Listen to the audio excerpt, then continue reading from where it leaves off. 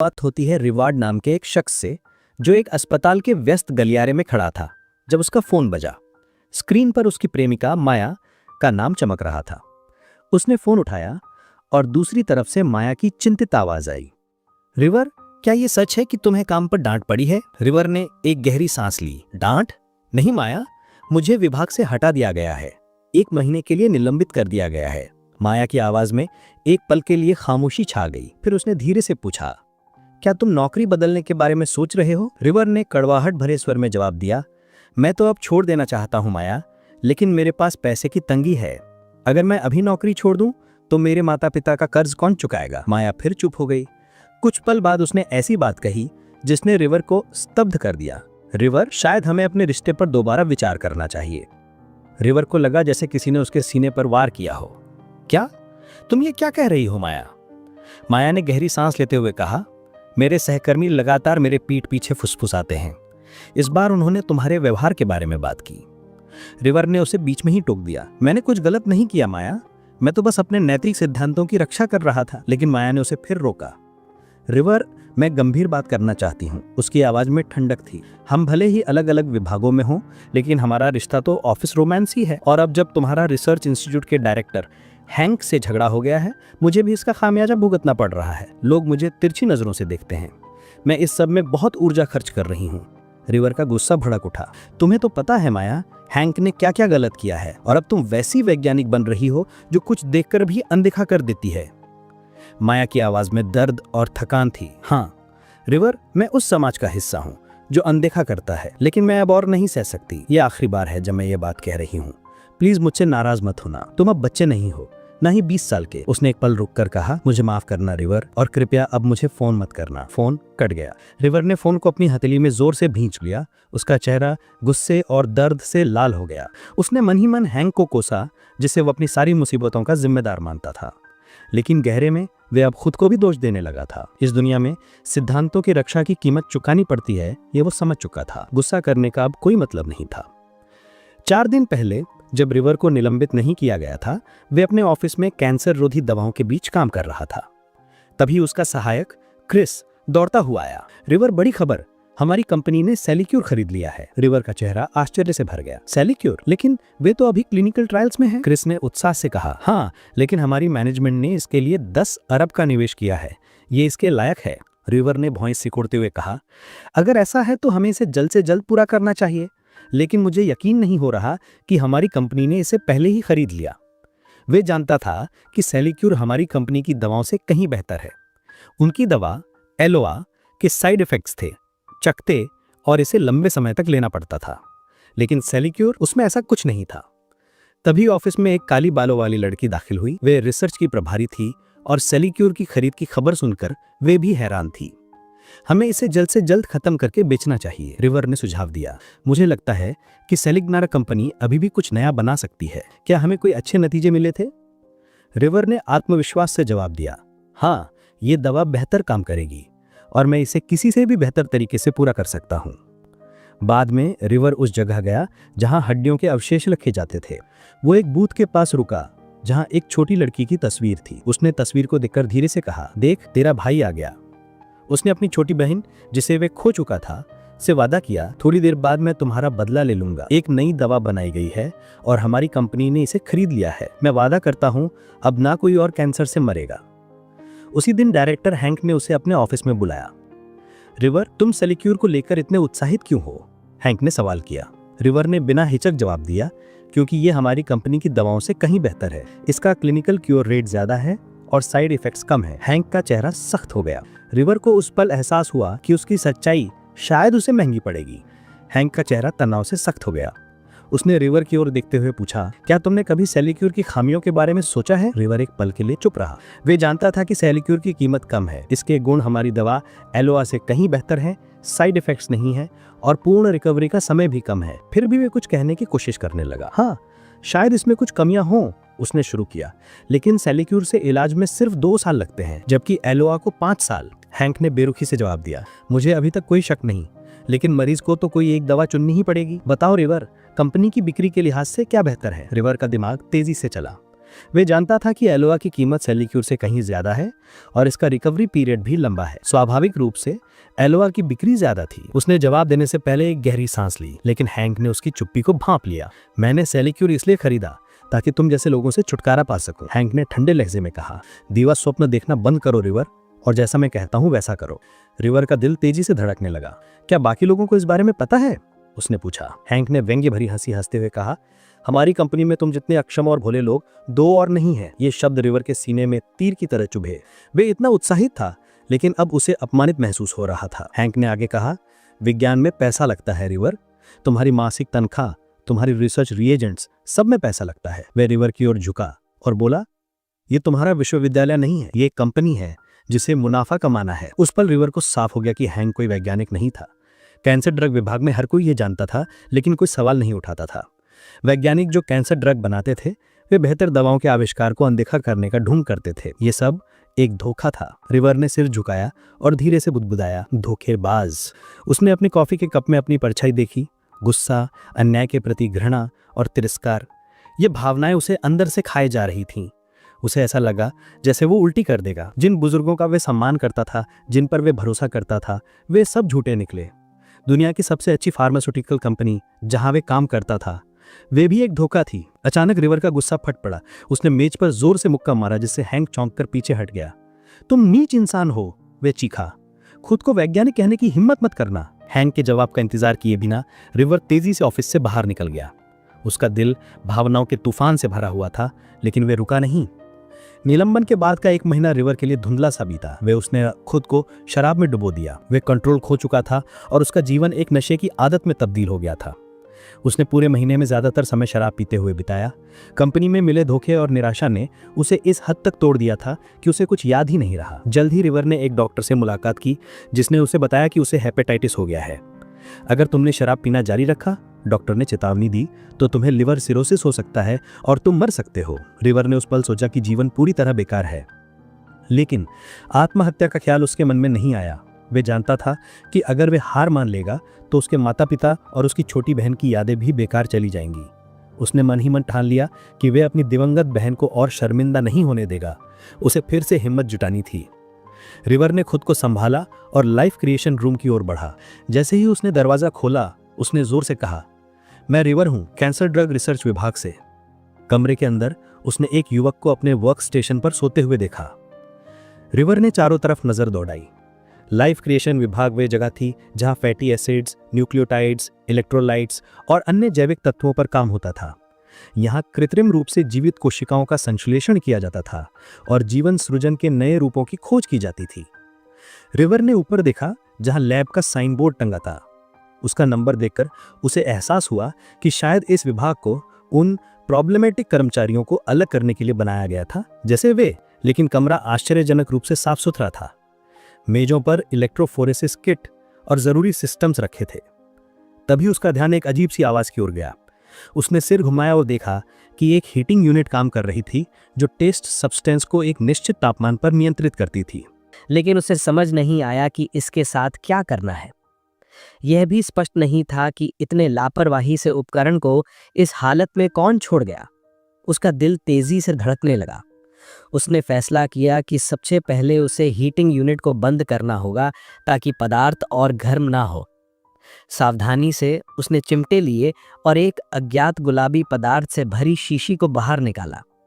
फिर उसने उसे ध्यान से एक अन्य कंटेनर में डाला। जब सब कुछ व्यवस्थित हो गया, रिवर ने राहत की सांस ली। लेकिन तभी उसे गुस्सा आया। ये लोग लैब को इस हालत में कैसे छोड़ सकते हैं?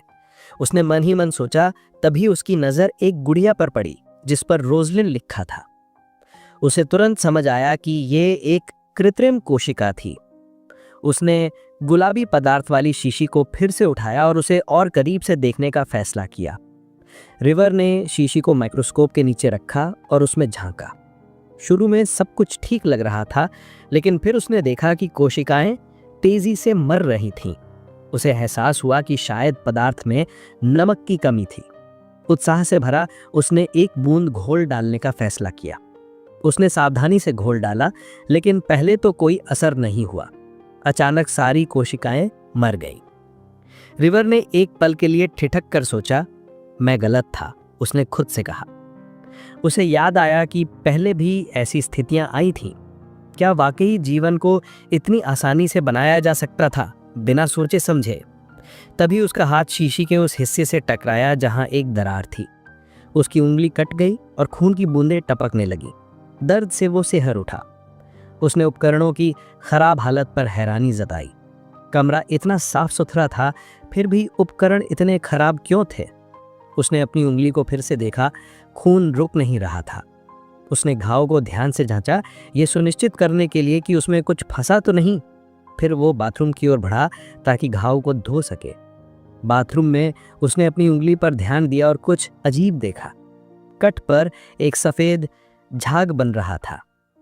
रिवर ने इसे ज्यादा तवज्जो नहीं दी और बाथरूम से बाहर आ गया। तभी वो कार्यकर्ता जो अब तक सो रहा था, उसे देखकर जाग गया। रिवर ने उसका अभिवादन किया। वो व्यक्ति अपनी सीट से उठा और मुस्कुराते हुए बोला, मुझे तुमसे मिलकर बहुत खुशी हुई रिवर। मैं पार्कर हूँ, यहाँ का सीनियर रिसर्चर। दोनों ने हाथ मिलाया। पार्कर ने मजाकिया लहजे में कहा, हमारे निर्वासन में तुम्हारा स्वागत है। रिवर के चेहरे पर उलझन देखकर पार्कर ने हंसते हुए समझाया, ये वो जगह है जहाँ कंपनी के सारे नाकाम लोग इकट्ठे होते हैं। फिर उसने रिवर को गौर से देखा। तुम वही हो ना जिसने हाल ही में डायरेक्टर हैंक से झगड़ा किया था? रिवर ने सिर हिलाया। पार्कर ने आगे कहा, उस घटना के बाद पूरी कंपनी में हलचल मच गई थी। मुझे लगता है तुम कंपनी से बहुत निराश हो, लेकिन फिर भी तुमने नौकरी नहीं छोड़ी। आर्थिक मजबूरी, रिवर ने संक्षेप में जवाब दिया। पार्कर ने सहानुभूति भरे स्वर में कहा, मेरे साथ भी यही है, यहाँ सबकी यही कहानी है। फिर उसने थर्मल ब्लॉक की ओर इशारा किया।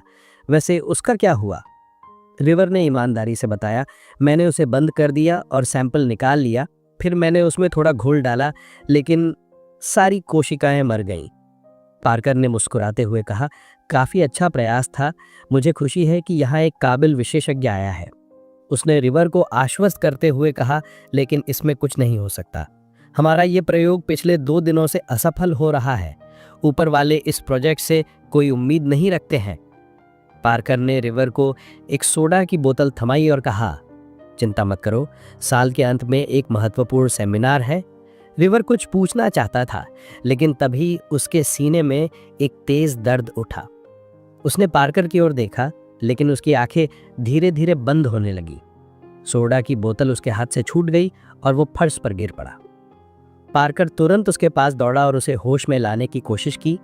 जब रिवर ने कोई जवाब नहीं दिया, पार्कर ने अपने सहकर्मियों को चिल्लाकर बुलाया, जल्दी एम्बुलेंस बुलाओ। कुछ समय बाद रिवर ने धीरे धीरे आंखें खोली। वो अस्पताल के बिस्तर पर था। एक डॉक्टर उसके पास खड़ा था, जो उसके होश में आने का इंतजार कर रहा था। रिवर, तुम अभी अस्पताल में हो, डॉक्टर ने शांत स्वर में कहा। क्या तुम्हें कोई पुरानी बीमारी है? रिवर ने कमजोर आवाज में जवाब दिया, हाँ, 4 दिन पहले मुझे हेपेटाइटिस डायग्नोस हुआ था। डॉक्टर ने सिर हिलाया। हेपेटाइटिस से अनीमिया भी हो सकता है। चूंकि तुम यहाँ हो, हम तुम्हारा टेस्ट कर सकते हैं। लेकिन रिवर ने डॉक्टर की बात पर कोई प्रतिक्रिया नहीं दी। उसका ध्यान कहीं और था। उसके सामने हवा में एक सिस्टम विंडो जैसी चीज तैर रही थी। उसमें लिखा था, जीवन का सृजन ईश्वर का क्षेत्र है। रिवर ने कांपती आवाज में डॉक्टर से कहा, मुझे कुछ दिख रहा है। एक सिस्टम विंडो, ये कह रही है कि जीवन बनाना ईश्वर का काम है। डॉक्टर ने भौहें सिकोड़ते हुए उसकी ओर देखा। रिवर, क्या तुम मुझे सुन सकते हो? डॉक्टर रिवर की बातों को समझ नहीं पाया, लेकिन रिवर के सामने वो रहस्यमयी सिस्टम विंडो अब भी तैर रही थी। अचानक सिस्टम ने उसे एक नया संदेश दिखाया, आपने कृत्रिम कोशिकाएं बनाई हैं। आप मानव इतिहास में पहले खिलाड़ी हैं। डॉक्टर ने उत्सुकता से पूछा, रिवर, उसमें क्या लिखा है? रिवर हिचकिचाया। उसे समझ नहीं आ रहा था कि क्या जवाब दे। मुझे कुछ अजीब दिख रहा है, उसने कहा। डॉक्टर ने भौहें सिकोड़ते हुए कहा, शायद तुम्हें श्रवण भ्रम हो रहा है। तभी रिवर के शरीर में एक तेज ताकत का एहसास हुआ। सिस्टम ने फिर एक संदेश दिखाया, कृत्रिम कोशिकाओं ने आपके शरीर को पुनर्जनन किया है। रिवर डर गया। उसने डॉक्टर से कहा, मुझे अजीब सी आवाजें सुनाई दे रही हैं, जैसे किसी अलार्म घड़ी की। डॉक्टर ने चिंतित होकर पूछा, और क्या महसूस हो रहा है, लेकिन रिवर के पास कोई जवाब नहीं था। उसने हाथ बढ़ाया और उस सिस्टम विंडो को छूने की कोशिश की। जैसे ही उसकी उंगली ने इसे छुआ, विंडो अचानक गायब हो गई। डॉक्टर ने हैरानी से रिवर की हरकतों को देखा। रिवर, तुम आज डिस्चार्ज हो सकते हो, लेकिन कल तुम्हें न्यूरोसाइकाइट्री में जाना होगा। मैं तुम्हारे लिए समय बुक कर दूंगा। रिवर ने सिर हिलाकर सहमति दी। कुछ देर बाद वो अस्पताल से बाहर निकला। अब वो अपने पैरों पर खड़ा हो सकता था। उसने अपने लेंस केस की ओर देखा और सोचा, शायद समस्या लेंस में थी, लेकिन जो बात उसे और परेशान कर रही थी वो ये कि बिना लेंस के भी वो सब कुछ साफ देख सकता था। ऐसा लंबे समय से नहीं हुआ था। उसके पीठ का दर्द गायब था। ऊपरी पेट में होने वाला थ्रॉबिंग दर्द भी चला गया था। उसने अपनी गर्दन और जोड़ों को जांचा, सब कुछ ठीक था। उसे ऐसा लग रहा था जैसे वो अपने स्कूल की उम्र में लौट आया हो। लेकिन ये सब कैसे संभव था? घर पहुंचते ही सिस्टम विंडो फिर से प्रकट हुई। इस बार उसने बताया, कृत्रिम कोशिकाएं आपके शरीर में डाले गए नए ड्रग्स को तोड़ रही हैं। उसने विस्तार से बताया कि कितने ग्राम ड्रग्स विघटित हो चुके हैं। उसने इसे बंद करने की कोशिश की, ये सोचकर कि शायद ये भ्रम है जैसा उसने कल देखा था। लेकिन फिर उसने देखा कि वो स्टेटस विंडो और नोटिफिकेशन दोनों देख सकता था। ये देखकर उसका कौतूहल जाग उठा। उसने हिचकिचाते हुए सिस्टम विंडो पर क्लिक किया। विंडो में कृत्रिम कोशिकाओं और मेटास्टैटिक स्थिति के बारे में जानकारी थी। उसमें कुछ अजीब सा सिंक्रोनाइजेशन भी देखा। ये सब उसे फैंटेसी गेम्स की तरह लगा जो वो पहले किया करता था। उसे शक हुआ कि कहीं कोई छिपा कैमरा तो नहीं जो उसका मजाक उड़ा रहा हो, लेकिन सिस्टम विंडो इतनी वास्तविक लग रही थी कि वो अपनी जिज्ञासा को रोक नहीं पाया। उसने नोटिफिकेशन पर क्लिक किया। सिस्टम ने उसे बधाई दी। सृष्टिकर्ता कृत्रिम कोशिकाएं। रिवर को एक नया संदेश दिखाया। आपने कृत्रिम कोशिकाएं बनाई हैं। आप मानव इतिहास में पहले खिलाड़ी हैं। रिवर ने सिस्टम विंडो पर क्लिक किया। उसमें लिखा था कि कृत्रिम कोशिकाएं उसके शरीर के साथ सिंक्रोनाइज हो चुकी हैं। उनकी क्षमता बढ़ाने के लिए उसे मेटास्टैटिक स्थिति या सिंक्रोनाइजेशन स्थिति को सुधारना होगा। जैसे जैसे कृत्रिम कोशिकाओं का स्तर बढ़ेगा, उसकी शारीरिक शक्ति और रिकवरी की गति में वृद्धि होगी। लेकिन रिवर को समझ नहीं आ रहा था कि ये सब बकवास क्या है। सिस्टम उसे सृष्टिकर्ता क्यों कह रही थी? सिस्टम ने आगे खुलासा किया कि ये नोटिफिकेशन और स्टेटस विंडो कृत्रिम कोशिकाओं द्वारा बनाई गई थी, जो उसके दिमाग के नियोकॉर्टेक्स को नियंत्रित कर रही थी। इंटरफेस को उसके हिप्पोकैम्पल मेमोरी से विश्लेषित जानकारी के आधार पर डिजाइन किया गया था ताकि वो उसे परिचित लगे। फिर सिस्टम ने उसे उस पल को याद करने की अनुमति मांगी जब वो लाइफ क्रिएशन डिपार्टमेंट में था। रिवर को वो अजीब गुलाबी पदार्थ याद आया और वो क्षण जब उसने अपनी उंगली काट ली थी। जैसा कि सिस्टम ने बताया, उसका खून उस शीशी में गिर गया था जिससे एक विचित्र प्रतिक्रिया शुरू हुई। उस पदार्थ ने रिवर के शरीर में प्रवेश कर उसके अंगों को बदल दिया। तभी उसे अपने दिल में एक अजीब सी सिहरन महसूस हुई। वो डर के मारे बिस्तर से उछल पड़ा। उसने अपनी हथेली को देखा जहां उसे अपने शरीर में बदलाव महसूस हो रहे थे। उसे डर था कि वो पदार्थ उसके खून के साथ प्रतिक्रिया कर चुका था। सिस्टम ने पुष्टि की, कृत्रिम कोशिका अब आपके साथ है, कृपया इसे एक नाम दीजिए। रिवर ने सोचा कि उसके पास कोई विकल्प नहीं था।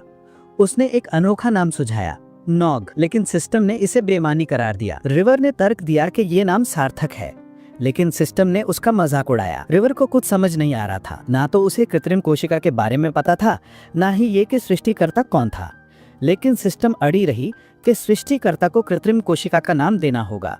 बिना ज्यादा सोचे रिवर ने पहला नाम जो उसके दिमाग में आया वो बोला, रोजलिन। ये वही नाम था जो सैंपल कंटेनर पर लिखा था। सिस्टम को ये नाम पसंद आया। उसने घोषणा की, अब से रोजलिन आपकी है हमेशा के लिए। उसने आगे बताया कि जीवन का सृजन एक ऐसी घटना है जो केवल एक बार हो सकती है। रिवर को यह ध्यान रखना होगा कि अगर वो दोबारा रोजलिन को उसी तरह बनाने की कोशिश करेगा तो जीवन का सृजन नहीं होगा। रिवर कुछ देर तक सिस्टम विंडो को देखता रहा। तभी अचानक उसके सिर में तेज दर्द उठा। उसे समझ नहीं आ रहा था कि ये क्या हो रहा है। फिर भी उसने खुद को शांत किया। सब कुछ वैज्ञानिक रूप से समझाया जा सकता है, उसने मन ही मन सोचा। उसने तय किया कि कृत्रिम कोशिकाएं, सिंक्रोनाइजेशन और ये सब बकवास बाद में सोचेगा। अभी उसे उन चीजों पर ध्यान देना था जो समझ नहीं आ रही थी। उसने सोचा कि अगर ये सब वास्तविक है तो शायद यही कारण है कि अस्पताल से निकलने के बाद उसकी शारीरिक स्थिति में बदलाव आया है। सिस्टम ने उसका स्टेटस दिखाया जिसमें उसका लिवर हेल्थ इंडिकेटर 46% था। रिवर जानता था कि हेपेटाइटिस के कारण उसका लिवर ठीक नहीं था, शायद ये उसी से जुड़ा था। तभी सिस्टम ने घोषणा की कि वो उसके शरीर की स्थिति को सामान्य करने पर काम शुरू कर रही है। उसने बताया कि लिवर में सूजन पाई गई है। इसके बाद सूजन को दबाने और ऊतकों के पुनर्जनन की प्रक्रिया शुरू हुई। सिस्टम ने उसकी दृष्टि को भी बहाल कर दिया और मायोकार्डियल कोशिकाओं का पुनर्जनन शुरू किया। ये सब देखकर रिवर दंग रह गया। उसने महसूस किया कि अब वो बिना लेंस के भी साफ देख सकता था। सिस्टम विंडो पर कोशिकाओं की ताकत का स्तर दिख रहा था। रिवर ने सोचा कि अगर ये अधिकतम है तो ये कुल ताकत होगी, लेकिन उसे समझ नहीं आ रहा था कि ये स्तर कहाँ से आ रहा था। अगले दिन रिवर डॉक्टर के कहने पर न्यूरोसाइकेट्री विभाग पहुंचा। हालांकि उसे ये सब करने की इच्छा नहीं थी, फिर भी वो समझता था कि उसे इलाज की जरूरत है। लेकिन वो ये भी जानता था कि वो किसी को रोजलिन के बारे में नहीं बता सकता, ना ही ये कि वो उसके सामने कैसे दिखाई देती थी। उसने सोचा कि शायद यहाँ उसे कुछ जवाब मिल सकते हैं। तभी उसकी नजर एक लड़की पर पड़ी जो उसे प्रश्नावली दे रही थी। अचानक वो खांसने लगी। उसकी खांसी इतनी तेज थी कि उसे अपनी सीट छोड़कर दूसरी तरफ मुड़ना पड़ा। वो दवाइयां लेने गई और रिवर